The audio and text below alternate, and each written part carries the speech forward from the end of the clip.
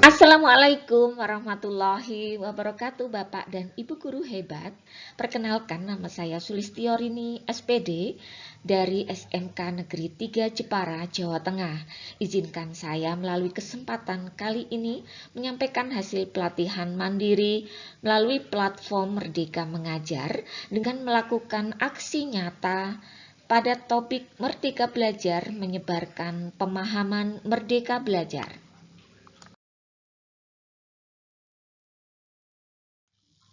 Setelah mempelajari topik Merdeka Belajar, diharapkan pendidik memiliki pemahaman, gagasan, dan prinsip pendidikan berdasarkan pemikiran Ki Hajar Dewantara.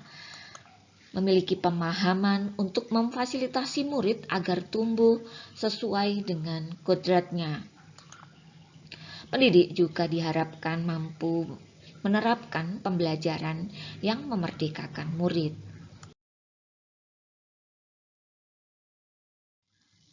Ki Hajar Dewantara telah mengajarkan pada kita bahwa manusia merdeka adalah manusia yang hidupnya bersandar pada kekuatan sendiri baik lahir maupun batin, serta tidak bergantung pada orang lain.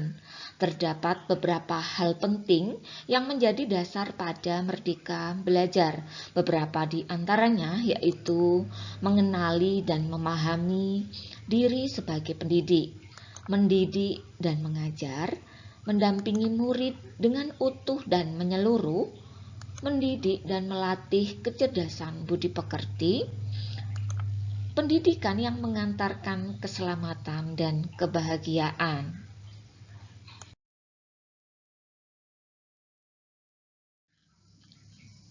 Keputusan seseorang untuk menjadi pendidik dan juga alasan apa saja yang mendorong seorang pendidik sehingga berangkat ke sekolah dengan penuh semangat. Tentu masing-masing pendidik mempunyai alasan yang berbeda, akan tetapi semuanya akan bermuara pada hal yang sama, yaitu ingin menuntun segala kekuatan kodrat yang ada pada anak-anak agar mereka dapat mencapai keselamatan dan kebahagiaan yang setinggi-tingginya baik sebagai manusia maupun sebagai anggota masyarakat. Dengan begitu, seorang pendidik harus mampu mengenali apa saja yang menjadi kekuatan dan kelemahannya, serta apa saja yang menjadi perannya. Ada 3 hal penting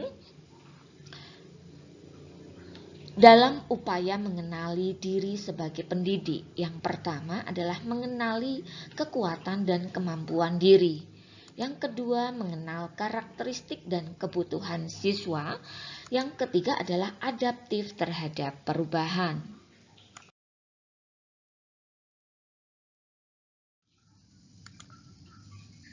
Sebagai pendidik bahkan yang sudah memiliki pengalaman berpuluh-puluh tahun pun terkadang masih bingung terhadap kata pendidikan dan pengajaran. Pengajaran adalah suatu cara menyampaikan ilmu atau manfaat bagi hidup anak-anak secara lahir maupun batin. Sementara pendidikan adalah tempat menaburkan benih-benih kebudayaan yang hidup dalam masyarakat. Seorang pendidik harus memahami bahwa mendidik adalah menuntun segala kodrat yang ada pada murid agar mereka dapat mencapai keselamatan dan kebahagiaan. Sehingga pendidikan tidak hanya berbentuk pengajaran yang memberikan pengetahuan kepada murid, tetapi juga mendidik keterampilan berpikir, mengembangkan kecerdasan batin, dan pada akhirnya murid dapat melancarkan hidup untuk mencapai keselamatan dan kebahagiaan. Sistem Among oleh Ki Hajar Dewantara yang dapat kita adaptasi memuat tuntunan ing ngarsa sung tulodo, di depan memberi teladan, ing madya mangun karsa, di tengah membangun kehendak, 3 tutwuri handayani, di belakang memberi dorongan.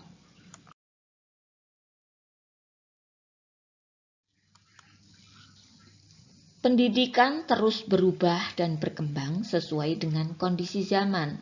Setiap sekolah tentunya memiliki kondisi dan permasalahan yang berbeda, sehingga sistem pendidikan antara satu sekolah dengan sekolah yang lain sangat beragam sesuai karakteristik lingkungannya.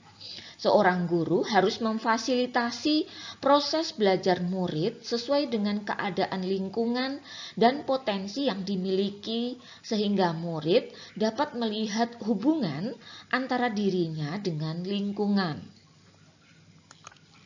Azas Trikon dianggap sebagai jawaban dari permasalahan atau perkembangan zaman tersebut, di mana pada asas Trikon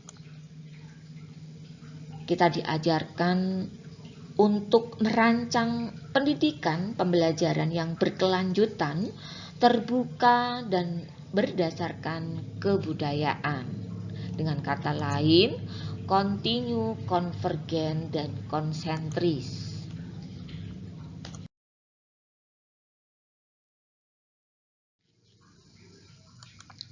Budi pekerti atau watak manusia terbagi menjadi dua bagian, yaitu bagian biologis dan bagian intelligible.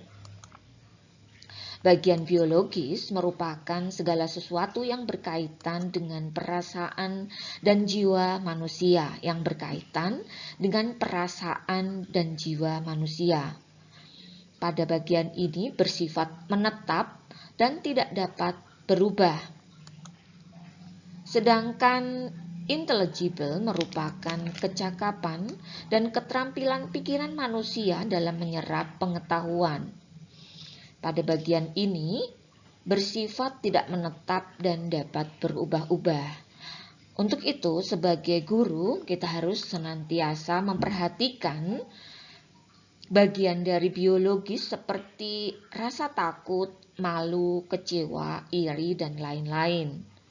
Kita juga harus memperhatikan bagian intelligible seperti kecakapan dan keterampilan serta pengetahuan. Diharapkan proses pendidikan menyebabkan budi pekerti murid tumbuh dan berkembang sehingga mampu mengendalikan tabiat asli dan watak biologis yang tidak baik menjadi tersamar, kemudian menebalkan watak baik murid yang akan mewujudkan kepribadian dan berbudi pekerti baik.